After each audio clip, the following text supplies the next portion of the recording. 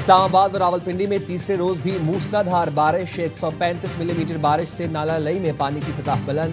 Urban fielding کا خدشہ، نشیبی علاقے ڈوب گئے، مختلف علاقوں میں پانی گھروں میں داخل، نظام زندگی معطل ہو گیا، گلیاں اور سڑکیں ندی نالوں میں تبدیل، گاڑیاں ڈوب گئیں۔ راولپنڈی سے اسلام آباد جانے والی ہائی وے پر بھی گاڑیوں کی قطاریں۔ جہلم اور سرائے عالمگیر میں بھی بارش سے نشیبی علاقے زیر آب آ گئے، جگہ جگہ پانی جمع ہونے سے لوگوں کو مشکلات کا سامنا۔ برساتی نالوں میں طغیانی سے قریبی آبادی کو شدید خطرہ۔ گجرات میں بارش کے باعث حادثہ، وین ٹرک سے جا ٹکرائی، خاتون سمیت 2 افراد زخمی ہو گئے۔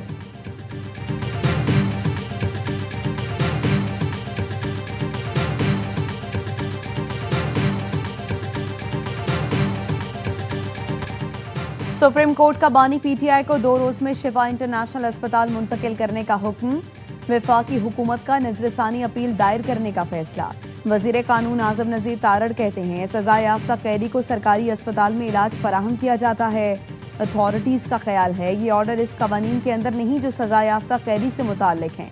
جیلوں میں بہت سے قیدی ہیں جن کے صحت کے مسائل ہیں۔ اتھارٹیز کی تجویز ہے سپریم کورٹ سے عدالتی حکم میں مناسب تبدیلی کی درخواست کی جائے۔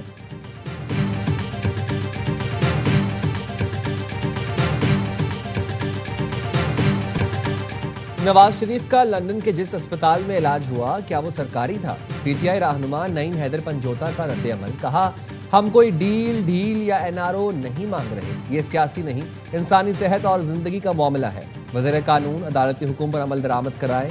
علی محمد خان کا کہنا ہے نظر ثانی کی درخواست منظور ہونے تک حکومت پابند ہے کہ عدالتی حکم پر عمل کرے۔ عدالتی فیصلے پر عمل درآمد نہیں کیا جاتا تو یہ توہین عدالت ہوگی۔ صدر آصف علی زرداری سے وزیر اعلیٰ بلوچستان سرفراز بگٹی کی ایوان صدر میں ملاقات۔ بلوچستان کی مجموعی صورتحال اور صوبے میں جاری ترقیاتی اقدامات پر بریفنگ دی۔ صدر زرداری نے کہا بلوچستان میں امن، ترقی اور عوامی فلاح کے لیے وفاقی اور صوبائی حکومتوں کے مؤثر روابط ضروری ہیں۔ بیرونی سرپرستی میں سرگرم دہشت گردوں کی بلوچستان کی ترقی میں رکاوٹ ڈالنے کی کوششیں ہر قیمت پر ناکام بنائی جائیں گی۔ وہ دن دور نہیں جب بلوچستان سے دہشت گردی کا جڑ سے خاتمہ ہو جائے گا۔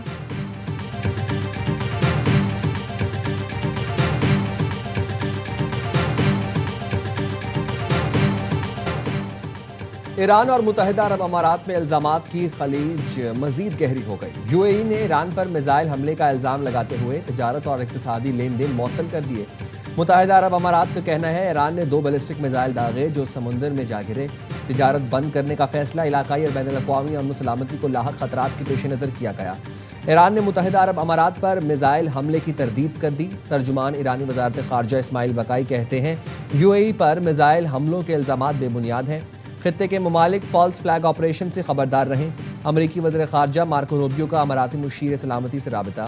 ایران کے حملوں، علاقائی سلامتی اور آبنائے ہرمز میں آزادانہ آمد و رفت پر تبادلہ خیال کیا۔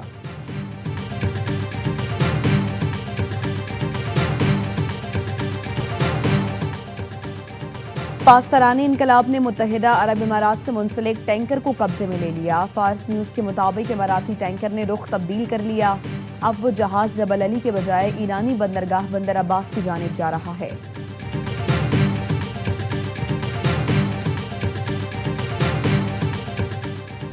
امریکی صدر نے ایران کے خلاف جنگ کا انداز بدل دیا۔ سی این این کے مطابق ڈونلڈ ٹرمپ ایران کے حوالے سے مثبت پیش رفت اپنی خواہش اور دباؤ کے ذریعے حاصل کرنے کی کوشش کر رہے تھے، جس میں انہیں زیادہ کامیابی نہیں ملی۔ ٹرمپ نے حکمت عملی بدلتے ہوئے ایران سے مذاکرات روکنے کا حکم دے دیا۔ وائٹ ہاؤس اب ایران پر دباؤ بڑھانے کی حکمت عملی اپنا رہا ہے۔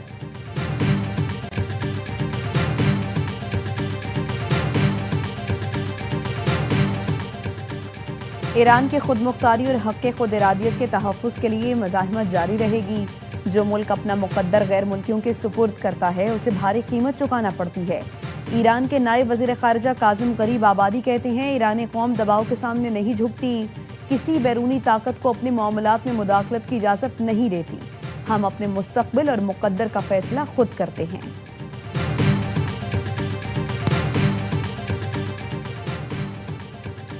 نائب وزیر اعظم اسحاق ڈار کی زیر صدارت SCO سمٹ 2027 سے متعلق یہ جائزہ اجلاس۔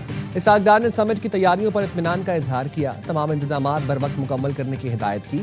کہا پاکستان SCO اجلاس کی میزبانی کے لیے پرعزم ہے، تمام متعلقہ ادارے انتظامات کو منظم اور کامیاب بنانے کے لیے مربوط اقدامات کریں۔ پاکستان میں گوگل آفس کا قیام ٹیکنالوجی سیکٹر کے لیے اہم سنگ میل ہے۔ وفاقی وزیر برائے انفارمیشن اینڈ ٹیکنالوجی شیزا فاطمہ کہتی ہیں گوگل کے ساتھ ہماری پارٹنرشپ کو سپورٹ مل رہی ہے۔ گوگل کے پاکستان آنے سے اور بھی بڑی کمپنیز کی راہ ہموار ہوگی۔ گوگل نے گزشتہ سال 3.5 لاکھ سرٹیفکیٹ تقسیم کیے۔ پاکستان میں 120 گیمنگ کمپنیز کو بھی ٹریننگ دی گئی۔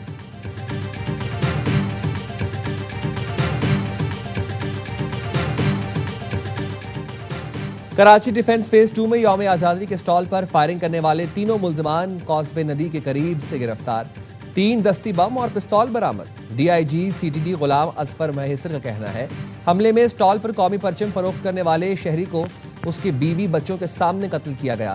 CTD اور حساس ادارے نے تکنیکی شواہد کی بنیاد پر ملزمان کا سراغ لگایا۔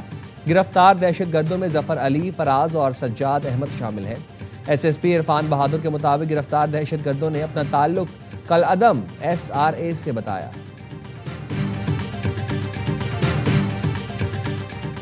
کراچی متعصب سندھ حکومت کے زیر تسلط نہیں چل سکتا۔ پیپلز پارٹی کی ناانصافیوں سے محرومیاں بڑھیں۔ ملک کو بچانے اور چلانے کے لیے نئے انتظامی یونٹس اور بااختیار بلدیاتی نظام کے علاوہ کوئی آپشن نہیں۔ وفاقی وزیر مصطفیٰ کمال کہتے ہیں ہماری پارٹی میں بھلے اختلافات ہوں لیکن صوبوں کی بات پر ہم ایک ہیں۔ ملک کے نظام میں تبدیلی کی باتیں جہاں سے ہو رہی ہیں PP قیادت وہاں گلا کرے۔ ملک بچانا ہے تو پیپلز پارٹی کی ناراضگی یا رضامندی کو ایک طرف رکھ کر فیصلہ کرنا ہوگا۔ کہیں ایسا تو نہیں آپ پیا کے منظور نظر نہیں رہے، ہمیں پتہ ہے آپ پریشان ہیں کیونکہ آپ جانے والے ہیں۔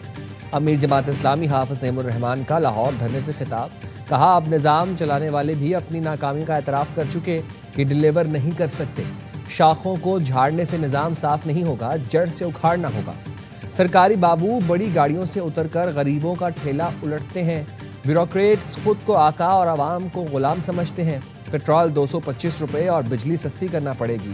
پیٹرولیم لیوی کے خلاف جماعت اسلامی کا کراچی میں گورنر ہاؤس کے سامنے بھی دھرنا تیسرے روز جاری۔ شرکاء کا پیٹرول سستا کرنے کا مطالبہ۔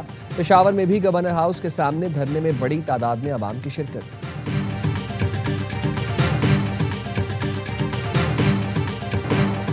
پیٹرول مزید 3 روپے 34 پیسے مہنگا، نئی قیمت 334 روپے 54 پیسے مقرر۔ ڈیزل کی قیمت میں 5 روپے 27 پیسے اضافہ، 1 لیٹر 395 روپے 69 پیسے کا ہو گیا۔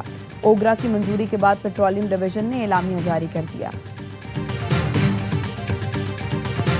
ماہانہ فیول ایڈجسٹمنٹ کے تحت بجلی 2 روپے 52 پیسے فی یونٹ مہنگی ہونے کا امکان۔ نیپرا CPPA کی درخواست پر 27 اگست کو سماعت کرے گی۔ CPPA کے مطابق جولائی میں 15 ارب 12 کروڑ 20 لاکھ یونٹس بجلی پیدا ہوئی۔ ڈسکوز کو 14 ارب 50 کروڑ 10 لاکھ یونٹس بجلی فراہم کی گئی۔ درآمدی LNG سے پیدا ہونے والی بجلی کی لاگت 47 روپے 38 پیسے، فرنس آئل سے 50 روپے 7 پیسے اور ڈیزل سے 54 روپے 47 پیسے فی یونٹ رہی۔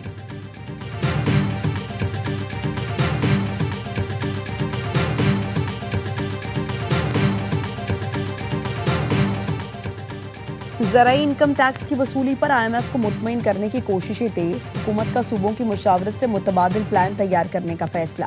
ذرائع کا کہنا ہے 30 ستمبر تک مقررہ ہدف حاصل نہ ہوا تو اکتوبر میں صوبوں سے فکس ٹیکس پر مشاورت متوقع ہے، جس کے تحت فی ایکڑ پر 5000 روپے انکم ٹیکس عائد کرنے پر غور کیا جا سکتا ہے۔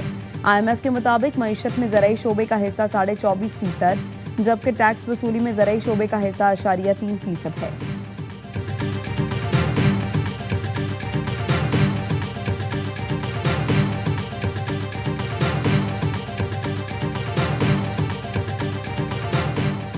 سابق وزیر اعلیٰ سندھ قائم علی شاہ کی صاحبزادی ڈاکٹر نگہت کے ریٹائرمنٹ کے بعد دوبارہ بطور پروفیسر تقرری۔ سندھ ہائی کورٹ نے درخواست ابتدائی مرحلے پر ہی ناقابل سماعت قرار دے دی۔ جسٹس عدنان الکریم میمن نے ریمارکس دیے، سندھ کابینہ کا فیصلہ پالیسی نوعیت کا ہے، کوئی دائرہ اختیار کا نقص یا بدنیتی نہیں۔ کابینہ نے عوامی مفاد کے پیش نظر ڈاکٹر نگہت کی تقرری پر غور کی ہدایت کی۔ کابینہ کے فیصلے سے تقرری کے قانونی طریقہ کار کی شرائط ختم نہیں ہوتی۔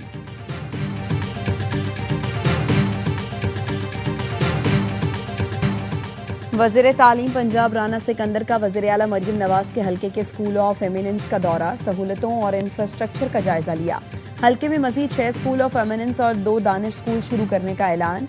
वज़ीर तालीम पंजाब का कहना था, अमीर जमात इस्लामी हमारा तालीमी मॉडल, मयार और इंफ्रास्ट्रक्चर देखें फिर बात करें। इस लेवल की क्वालिटी एजुकेशन जमात इस्लामी के अपने तालीमी इदारों में भी नहीं होगी।